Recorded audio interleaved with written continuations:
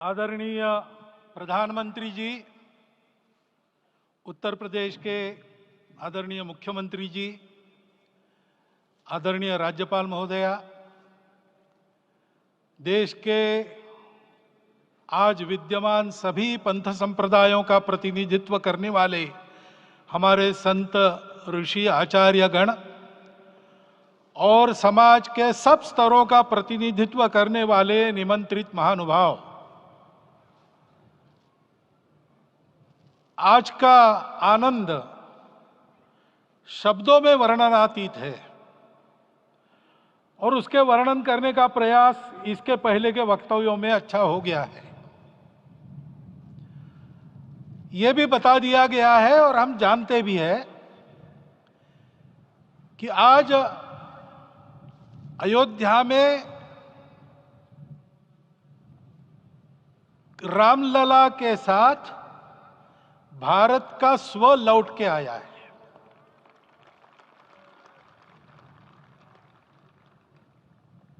और संपूर्ण विश्व को त्रासदी से राहत देने वाला एक नया भारत खड़ा होके रहेगा, इसका प्रतीक आज का कार्यक्रम बन गया है। ऐसे समय में आपके उत्साह का, आपके आनंद का वर्णन कोई नहीं कर सकता। हम यहां पर अनुभव कर रहे, पूर्ण देश में यही वातावरण है। छोटे छोटे मंदिर के सामने दूरदर्शन पर इस कार्यक्रम को सुनने वाले हमारे समाज के करोड़ों बंधु वहां पहुंच न पाए, ऐसे घर घर के हमारे नागरिक सज्जन, माता भगिनी सब भाव विभोर है, सब में आनंद है, सब में उत्साह है। और ऐसे समय में जोश की बातों में थोड़ी सी होश की बात करने का काम मुझे ही दिया जाता है। आज हमने सुना कि इस प्राण प्रतिष्ठा महोत्सव में पधारने के पूर्व प्रधानमंत्री जी ने कठोर व्रत रखा। जितना कठोर व्रत रखने को कहा था, उससे कई गुना अधिक कठोर व्रताचरण उन्होंने किया। मेरे पुराना उनसे परिचय है, मैं जानता हूं वो तपस्वी है ही, परंतु वो अकेले तप कर रहे हैं, हम क्या करेंगे। अयोध्या में रामलला आए, अयोध्या से बाहर क्यों गए थे? रामायण में क्यों गए थे बाहर? तो अयोध्या में कलह हुआ। अयोध्या उस पुरी का नाम है जिसमें कोई द्वंद्व नहीं, जिसमें कोई कलह नहीं, जिसमें कोई दुविधा नहीं। वो हुआ 14 वर्ष वनवास में गए। वो सब ठीक होने के बाद दुनिया के कलह को मिटा के वापिस आए। आज रामलला वापस फिर से आए हैं 500 साल के बाद। जिनके त्याग, तपस्या, प्रयासों से ये सोने का दिन आज हम देख रहे, सुवर्ण दिवस देख रहे, उनका स्मरण प्राण प्रतिष्ठा के संकल्प में हम लोगों ने कहा, आपने सुना होगा, स्मरण किया। उनकी तपस्या को, उनके त्याग को, उनके परिश्रम को शत बार, सहस्त्र बार, कोटि बार नमन है। रामलला के यहां इस युग में आज के दिन फिर वापस आने का इतिहास जो जो श्रवण करेगा वो राष्ट्र के लिए कर्मप्रवण होगा और उसके राष्ट्र का सब दुख दैन्य हरण होगा।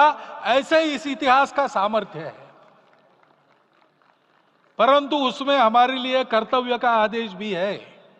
प्रधानमंत्री जी ने तप किया, अब हमको भी तप करना है।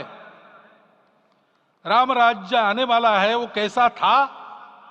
दैहिक दैविक भौतिक तापा, राम राज नहीं कहु व्यापा। सब नर करहि परस्पर प्रीति, चलहि स्वधर्म निरत श्रुति नीति। सब निर्दंभ धर्मरत पुनि, नर अरु नारी चतुर सब गुनी। सब गुणज्ञ पंडित सब ज्ञानी, सब कृतज्ञ नहीं कपट सयानी। राम राज्य के सामान्य नागरिकों का जो वर्णन है, हम भी इस गौरवमय भारतवर्ष की संतानें हैं। कोटि कोटि कंठ उसका जयगान करने वाले हमारे हैं। हमको इस प्रकार के व्यवहार को रखने का तप आचरण करना पड़ेगा। हमको भी सारे कलह को विदाई देनी पड़ेगी। छोटे छोटे परस्पर मत रहते हैं, छोटे छोटे विवाद रहते हैं, उसको लेकर लड़ाई करने की आदत छोड़ देनी पड़ेगी। आखिर है क्या? ये बात बताई, वो सामान्य नागरिक कैसे थे? निर्दंभ, प्रामाणिकता से आचरण करने वाले, केवल बातें करने वाले नहीं और बातें करके उसका अहंकार पालने वाले नहीं थे। काम करते थे, आचरण करते थे और अहंकार नहीं था। ऐसे वो थे और धर्मरत थे। यानी क्या थे? इस पर कठिन भाषा में प्रवचन बहुत लंबा हो सकता है, लेकिन थोड़े में धर्म के जो 4 मूल्य जिनकी चौखट पर धर्म है, ऐसा श्रीमद् भागवत में बताया है, सत्य करुणा शुचिता तपस, उसका आज हमारे लिए युगानुकूल आचरण क्या है? तो सत्य कहता है कि सब घटों में राम है, ब्रह्म सत्य है, वही सर्वत्र है। तो हमको ये जानकर आपस में समन्वय से चलना होगा, क्योंकि हम चलते हैं, सबके लिए चलते हैं, सब हमारे हैं, इसलिए हम चल पाते हैं। और इसलिए आपस में समन्वय रखकर व्यवहार करना, यह धर्म का पहला जो पैर है, सत्य, उसका आचरण है। करुणा दूसरा कदम है, उसका आचरण है सेवा और परोपकार। सरकार की कई योजनाएं गरीबों को राहत दे रही, सब हो रहा है, लेकिन हमारा भी कर्तव्य है, ये सब समाज बांधव हमारे अपने बंधु है। तो जहां हमको दुख दिखता है, पीड़ा दिखती है, वहां हम दौड़ जाए, सेवा करें, दोनों हाथों से कमाएं, अपने लिए न्यूनतम आवश्यक रखकर बाकी सारा वापस दे, सेवा और परोपकार के माध्यम से। यह करुणा का अर्थ आज है।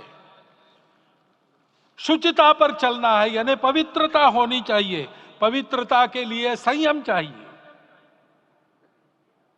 अपने को रोकना है। सब अपनी इच्छाएं, सब अपने मत, सब अपनी बातें ठीक होंगी ही ऐसा नहीं, और होगी तो भी अन्यों के भी मत है, अन्यों की भी इच्छाएं हैं। और इसलिए अपने आप को संयम में रखते हैं तो सारी पृथ्वी सब मानवों को जीवित रखेगी। गांधी जी कहते थे, earth has enough for everyone's need but it cannot satisfy everyone's greed. तो लोभ नहीं करना, संयम में रहना और अनुशासन का पालन करना, अपने जीवन में अनुशासित रहना, अपने कुटुंब में अनुशासन रहना, अपने समाज में अनुशासन रहना। सामाजिक जीवन में नागरिक अनुशासन का पालन करना। भगिनी निवेदिता कहती थी कि स्वतंत्र देश में नागरिक संवेदना रखना और नागरिक अनुशासन का पालन करना, यही देशभक्ति का रूप है। इससे जीवन में पवित्रता आती है। और तपस का तो मूर्तिमान उदाहरण आपके सामने आज दिया गया। व्यक्तिगत तपस तो हम करेंगे, सामूहिक तपस क्या है? संगच्छध्वम संवदध्वम संवो मनांसी जानता।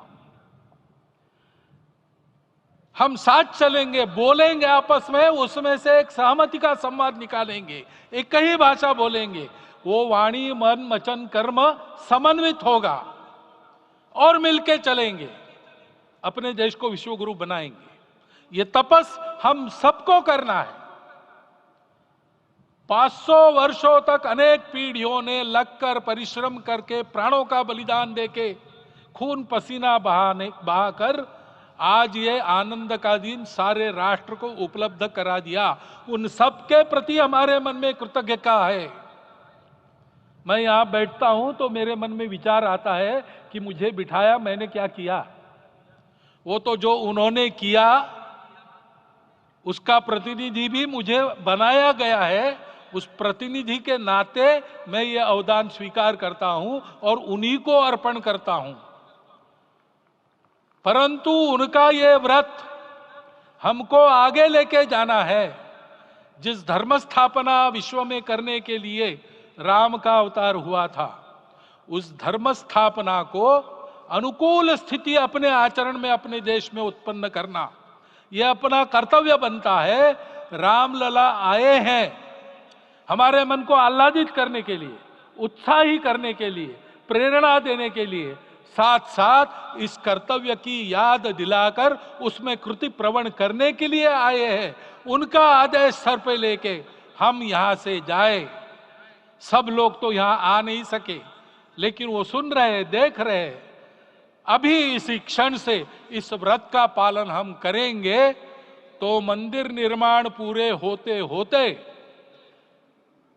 विश्व गुरु भारत का निर्माण भी पूरा हो जाएगा। इतनी क्षमता हम सबकी है। इसका मैं एक बार स्मरण देता हूं, आप सबको धन्यवाद देता हूं और मेरे 4 शब्द समाप्त करता हूं।